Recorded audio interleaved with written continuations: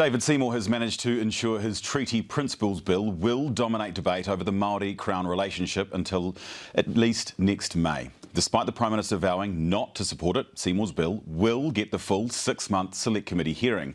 And as Labour's pointed out, Luxon could have killed it off quickly. Here's Senior Political Correspondent Jenna Lynch. When the coalition arrived at Waitangi this year, they felt the full force of Māoridom angst about government policy. And you want to gut the treaty in front of all of these people?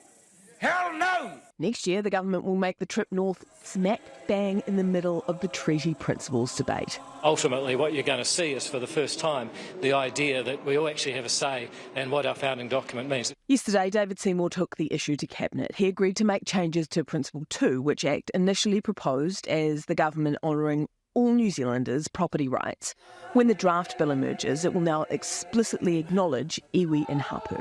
We certainly intend to mention hapu and iwi. There's been some people who have looked at previous versions that have been in the public domain and said we don't like that. We've made improvements around how it's presented. I think would be a fair way to put it. It's not for David Seymour to be saying where hapu and iwi should be, and the fact that he's changing and trying to amend to placate general public isn't going to cut it.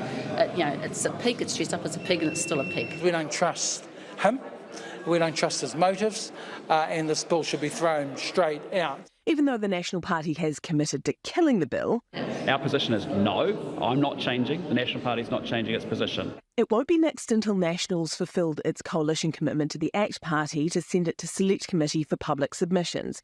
The opposition says that doesn't mean it needs to drag on. It doesn't mean that they couldn't then have a very short Select Committee and report it back and then vote it down. Prime Minister is now coming out even louder than he ever has in the past, saying no, we will not be supporting it. Then just stop it. The National Party could end this debate if they were of a mind to do that. But David Seymour convinced Cabinet to take the standard 6 months for committee hearings. It'll be a standard length Select Committee, so that takes you through to sometime around next May. You know where Seymour's coming from. He wants 6 months of mayhem.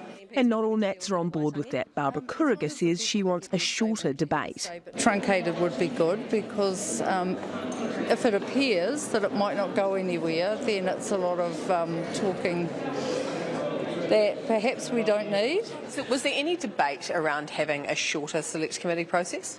Look, there's been lots of discussion about possible timelines. 3 News understands National initially wanted to have the bill done and dusted before they head to Waitangi next year. Did the National Party want to get it wrapped by Waitangi next year? Look, they may have wanted to do it then, they may have wanted to do it another time. I mean, I'm not going to go into the details of every discussion. As it stands, his treaty bill will likely be the only discussion in town come Waitangi 2025, whether Luxon likes it or not.